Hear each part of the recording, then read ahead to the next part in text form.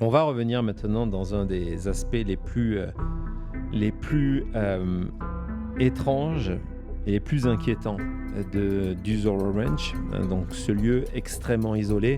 Thomas vous en a montré plusieurs photos avec, entre autres, hein, vous le savez, ces kilomètres et ces kilomètres de désert et avec ces rumeurs qui datent de plusieurs moments, ces rumeurs de cadavres qui ont été enterrés dans le désert. Ces rumeurs, avant qu'elles soient, avant qu'elles soient le cadre d'un document d'enquête, parce qu'il y a des documents d'enquête à ce niveau-là, la première fois qu'on a entendu la possibilité de personnes qui étaient tuées, c'est dans la bouche de survivantes.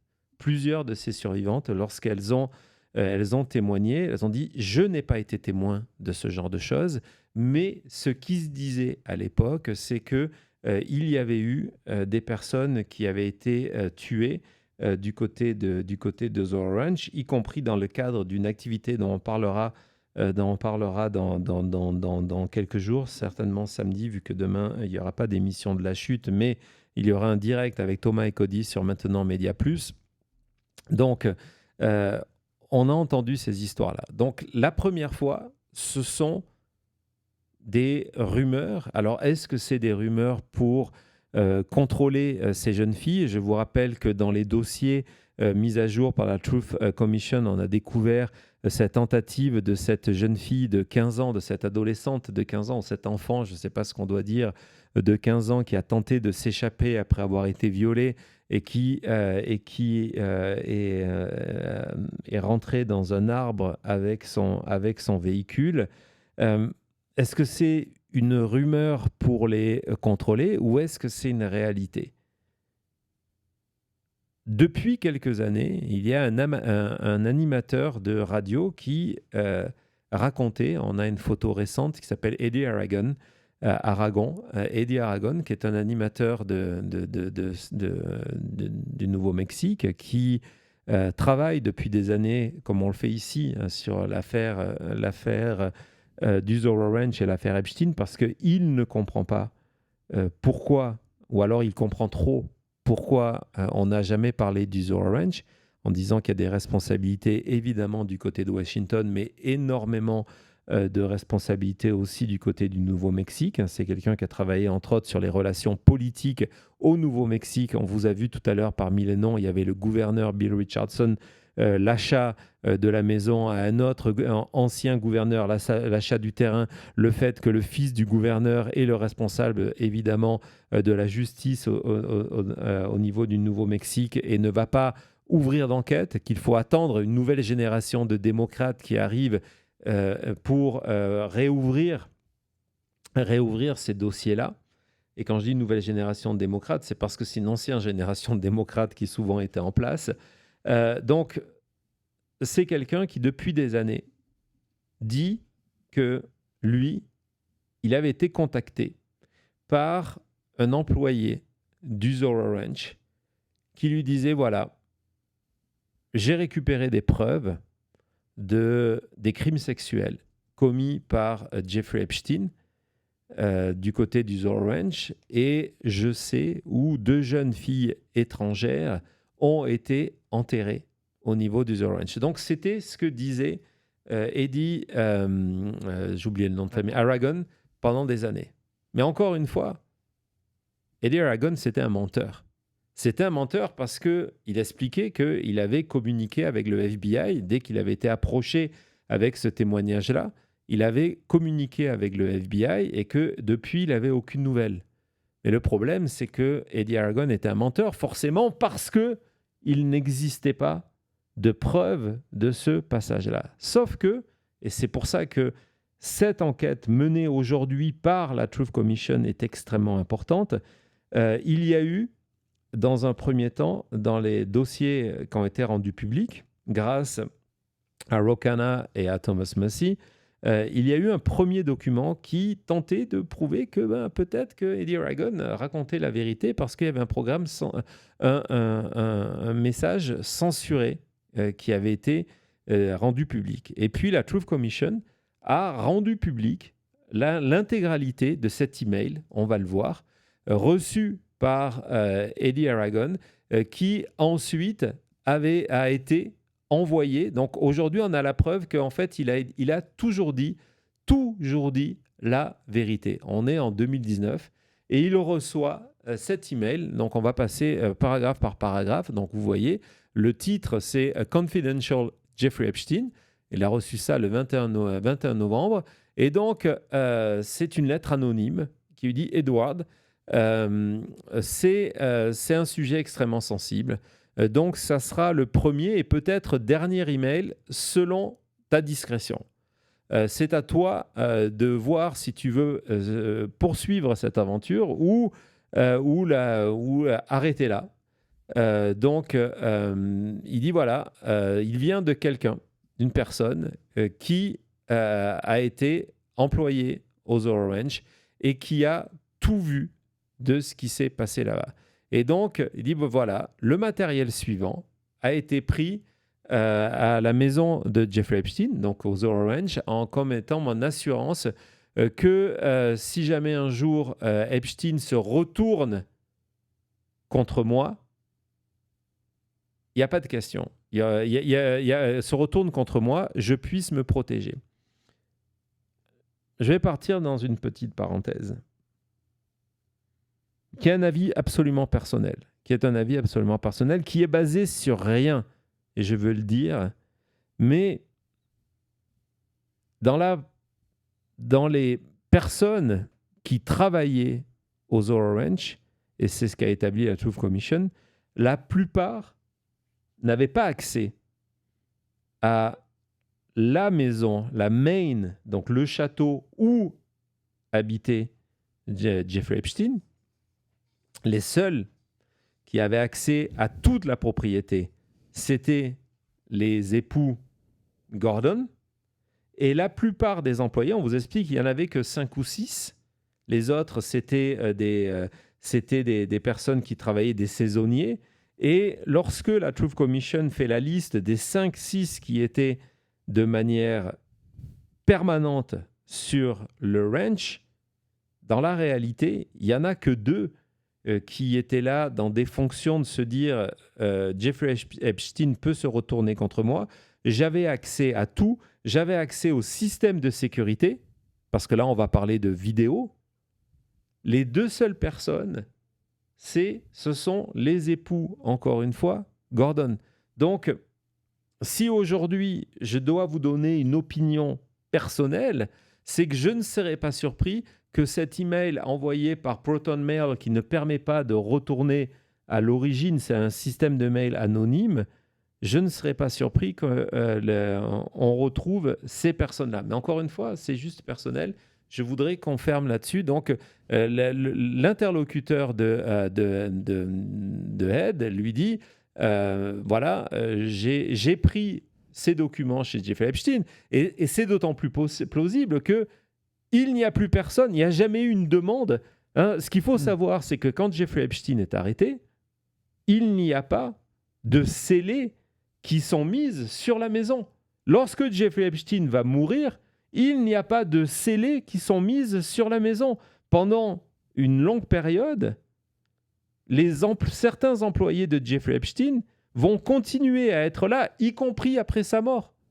Donc, que vous ayez un ancien employé qui vienne vous dire « j'ai récupéré des documents chez Jeffrey Epstein parce que je ne veux pas qu'un jour on se retourne contre moi », ça veut dire quoi ? Retourne contre moi comme complicité. Donc, j'ai pris une manière de le faire chanter, quelque part, de me protéger. Tout ça est plausible.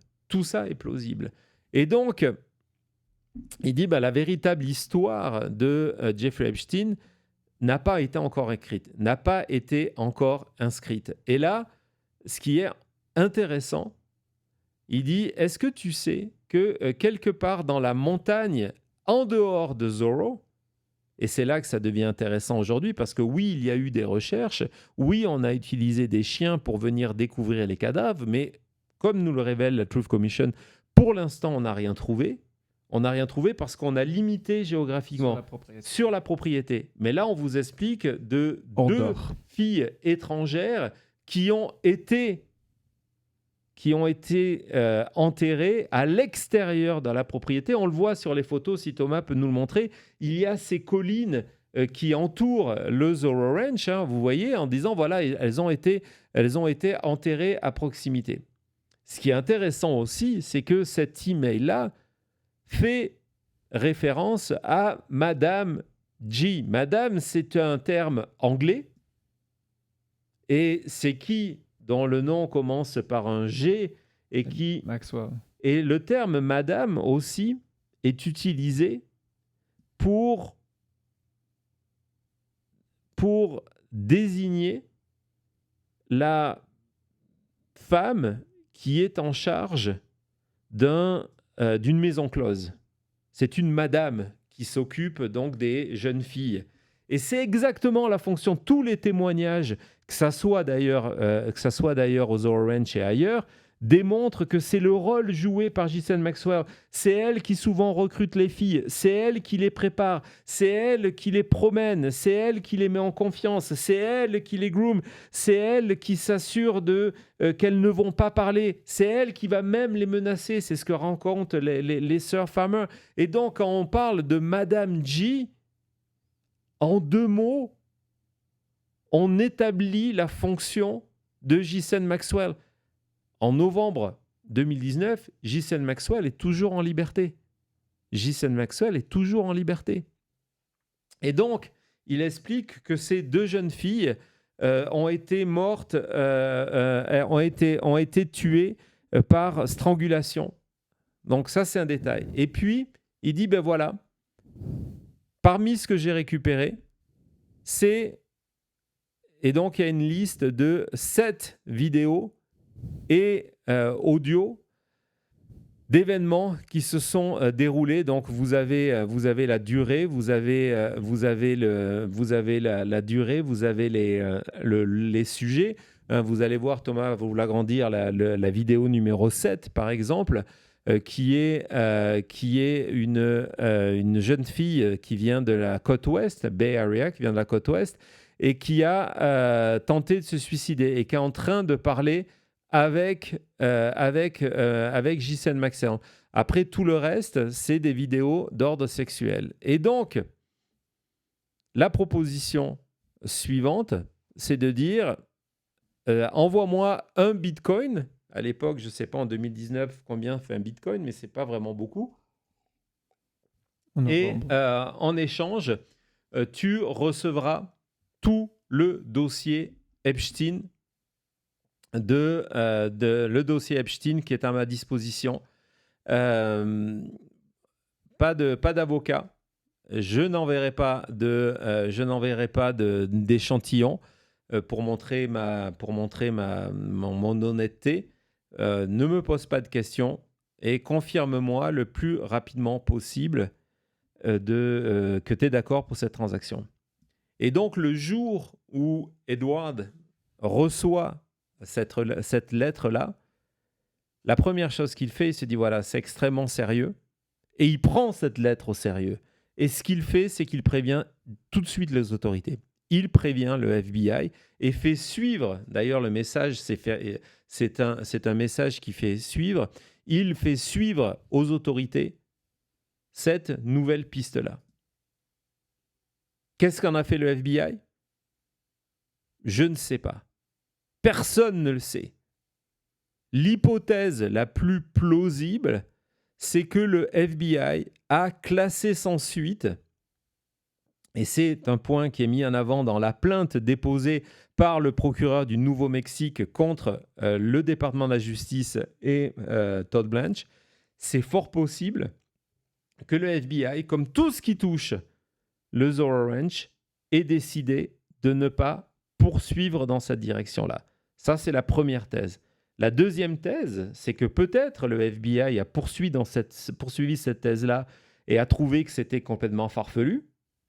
Alors pourquoi ces documents-là ne sont pas publics ? Ça permettrait de fermer une porte, de dire, regardez, non, tout ça, c'est n'importe quoi. Ou alors, le FBI a mené son enquête parce que les outils aujourd'hui du FBI permettent de remonter, en 2019, ça permettait de remonter la trace de cette transaction. On a ce sentiment d'être en sécurité avec de la crypto-monnaie ou avec une adresse Proton. Je peux vous dire que ce n'est pas vraiment le cas dans la réalité. Et peut-être que le FBI a mené cette enquête. Peut-être que le FBI a trouvé quelque chose, mais on ne le sait pas. Aujourd'hui, la seule trace de cette demande d'un prétendu ancien employé du Zoro Ranch, c'est l'email que je viens de vous montrer. Peut-être il existe autre chose. C'est ce qu'a demandé la Truth Commission et c'est ce qu'a demandé le procureur au FBI, qui refuse de répondre. Et c'est pour ça que, pour moi, il y a sur les 3 options que je viens de vous dire, il n'y en a que 2 de possibles, qu'ils ont mené une enquête et ils ont trouvé quelque chose, ou qu'ils n'ont rien fait. Que s'il y avait eu enquête et qu'au bout de cette enquête, c'est de dire « Ok, c'est encore n'importe quoi », on aurait ces informations-là. Donc ça, c'est le premier aspect sur les cadavres. Ce qui est déjà énorme, hein, soyons clairs, c'est déjà énorme. On pourrait arrêter là, c'est déjà énorme. Mais souvent, dans des phases de découragement, on se dit pourquoi en parler aujourd'hui? Pourquoi refaire tout ça? Alors, on a parlé en début d'émission de la volonté de soutenir le courage des survivantes qui, en plus de ça, disent non, il faut en parler, même si elles sont complètement pessimistes sur le fait qu'on trouvera un jour la vérité sur l'affaire Epstein, mais elles sont là à dire il faut en parler parce que c'est toujours les mêmes systèmes, c'est toujours les mêmes signes et il faut en parler pour prévenir, pour protéger nos filles et nos fils aujourd'hui et dans les années à venir. Et puis l'autre chose, c'est de dire, OK, il y a cette dimension-là, mais à quoi ça sert de réouvrir l'enquête sur le ranch? Le ranch a changé de propriétaire. Jeffrey Epstein est mort en 2019. À quoi ça sert de faire ça aujourd'hui? À quoi ça sert? C'est parce que ça permet à des personnes qui ont des informations qui remontent à quelques années de se dire j'ai jamais parlé, c'est le moment de le faire. Lorsque la Truth Commission a été annoncée, l'élu que je vous ai montré tout à l'heure, Andrea Moreno, la voilà, je crois que c'est elle, a reçu cet email-là. Donc, c'est un email récent. Regardez, je vais vous le montrer parce que les lois du Nouveau-Mexique permettent d'avoir, parce que c'est assez ironiquement, c'est que Jeffrey Epstein était dans cet état-là parce que la loi le protégeait et sous l'impulsion principalement de cette jeune génération d'élus et principalement des femmes, aujourd'hui, c'est un des États les plus transparents. C'est un des États les plus transparents, le Nouveau-Mexique. La gouverneure est une femme. Et donc, le 16 février, Andrea Romero et son assistante reçoivent cet email en disant « Mon nom est… » Donc ça, on protège. Donc la personne donne son identité. Ouais. Et elle dit « Voilà, durant l'été 2020, oui, c'est fou. On est donc après la mort de Jeffrey Epstein, l'arrestation de Ghislaine Maxwell. J'ai pris avec un groupe d'amis la décision de forcer l'accès, de rentrer sans autorisation à la propriété Zoro. Oui, je réalise que c'est peut-être illégal, que c'est sûrement illégal, mais des hommes comme lui ne méritent pas la protection de la justice. Et donc, il dit, voilà, je vous mets quelques photos que j'ai prises à l'époque, en 2020, à l'intérieur de la propriété, lorsque nous étions en train de nous promener à l'extérieur. Et là, si tu peux nous le mettre en plus grand, Bastien, vas-y d'ailleurs, si tu peux nous lire ces dernières lignes. Donc, il explique qu'il pense que les gens qui étaient là, qui ont pris ces photos pensent qu'ils étaient en train d'enlever des corps parce qu'il y avait des tombes qu'ils ont trouvées dans les montagnes autour. Exactement. Donc, eux vont sur les lieux. Je vous explique avant que tu continues. Ils vont sur les lieux.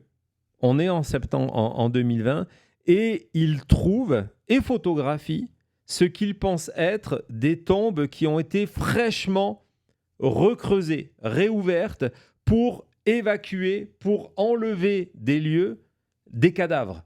Donc, vous avez tout ça, évidemment, s'il dit vrai, en 2020, personne n'est au courant de l'email reçu par Edward Aragon en 2019. Donc lui, il dit, on est allé sur les lieux, c'est interdit, je le sais, mais on est allé voir et on a trouvé des tombes qui venaient, des tombes improvisées dans la nature, dans la montagne, dans ces fameuses collines, qui venaient d'être réouvertes.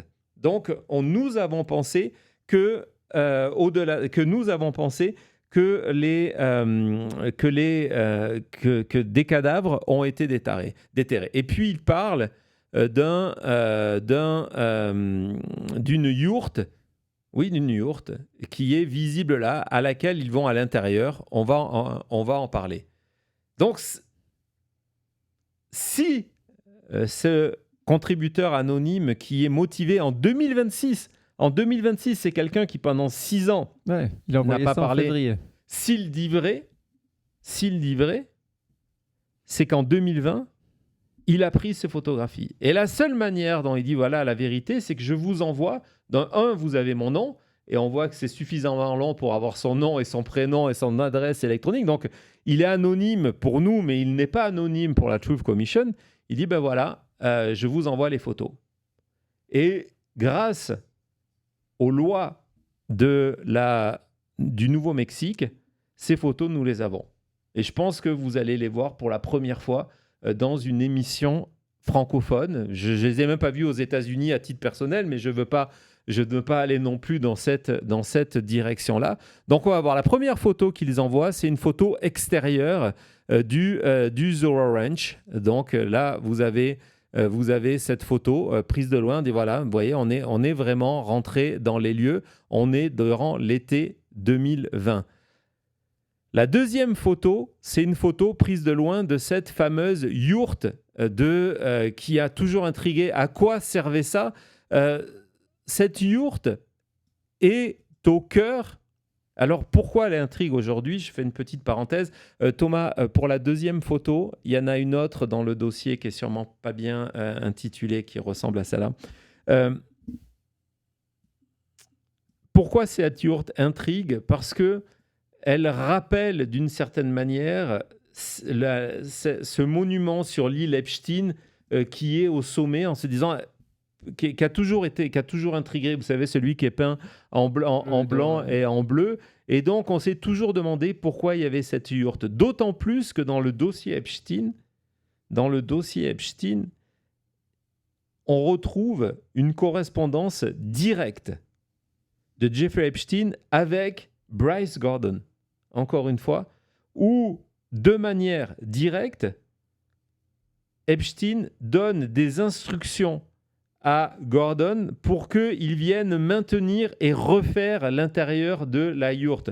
C'est pourquoi je souligne là-dessus. Thomas va vous montrer l'email, donc il date de 2013.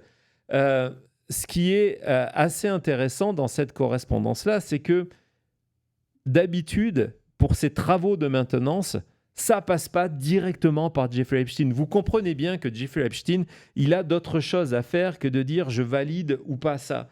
Et on va voir que pour un aspect que je vais évoquer samedi, qui est la décoration intérieure du Zorro Ranch, et pour cet aspect de la yourte, Jeffrey Epstein est directement impliqué. Et donc, cette personne qui contacte le Nouveau-Mexique en 2026, lorsqu'en 2020, ils vont sur les lieux de la propriété, ils se décident de rentrer à l'intérieur de la yourte de Jeffrey Epstein. Et vous allez voir, ils découvrent deux choses qui sont assez particulières. Tu vas nous montrer la deuxième en premier. Voilà. Donc, à l'intérieur de la yourte, c'est la décoration à l'intérieur de la yourte. Bon, pourquoi pas? C'est le premier aspect. Et la deuxième chose, ce qu'ils vont découvrir, c'est les photos qui ont été envoyées là, parce qu'il y a enquête en cours. C'est encore une fois l'importance, même en 2026, de mener une enquête. La deuxième chose qu'ils vont photographier en 2020, c'est un défibrillateur à l'intérieur. Ils en parlent dans leur texte. Regardez, il y a à l'intérieur de cette yourte un système pour relancer votre cœur en cas de crise cardiaque. Tirez vos propres conclusions. Mais j'en ai pas plus, sauf que c'est pas l'équipement habituel de se dire on va dans un endroit où on peut avoir une tente. Vous avez une tente au fond de votre jardin et vous mettez un instincteur, un kit first aid qui est derrière et un défibrillateur. Donc ça, c'est ce qu'ils ont découvert à l'intérieur. Et puis, ils expliquent donc qu'ils ont découvert 2 tombes. Alors, encore une fois, on ne sait pas si tout ça est vrai, mais 2 tombes, quand en 2020, ils vont visiter les lieux, personne n'est au courant de ce que Ed a reçu. Personne n'est au courant de cet email dont je vous ai montré le texte original qui dit qu'il y a 2 jeunes filles qui ont été enterrées dans les montagnes autour du Zorro Ranch. Cet email-là, personne ne le connaît. Et eux disent, on a trouvé 2 tombes et ils vont envoyer les 2 photos en disant, voilà, on a identifié que ça avait été fraîchement rouvert. Vas-y Thomas, donc on va voir, il n'y a rien de grave sur les photos. C'est cette première zone-là, avec ce regroupement de pierres au-dessus. Et donc, il y en a une deuxième. Eux interprètent ça, ils l'ont vu et ils proposent son témoignage comme des tombes en expliquant très clairement les pierres ont été apportées là-dessus pour éviter que des animaux réouvrent cette zone-là. Et par contre, ce qu'on a vu, c'est que il y a de la terre fraîche. C'est pour ça qu'ils disent que ça a été réouvert à ce moment-là. Vous avez d'ailleurs de la terre qui est plus foncée, qui aurait dans cette tendance-là. Donc, il existe des photos de 2020. Est-ce que c'est ça? Est-ce que c'est autre chose? Je n'en sais pas plus. Je vous partage. Et donc, la Truth Commission a désormais ces documents-là et peuvent avoir contacté cette personne. Cette personne-là qui est rentrée de manière illégale en 2020 sur la propriété de Jeffrey Epstein et qui a peut-être découvert encore un des secrets du Zorro Ranch. Il y en a d'autres de ces secrets, on y reviendra dans notre émission de samedi. Mais avant ça, avant qu'on se quitte, je veux qu'on parle des survivantes. À tout de suite.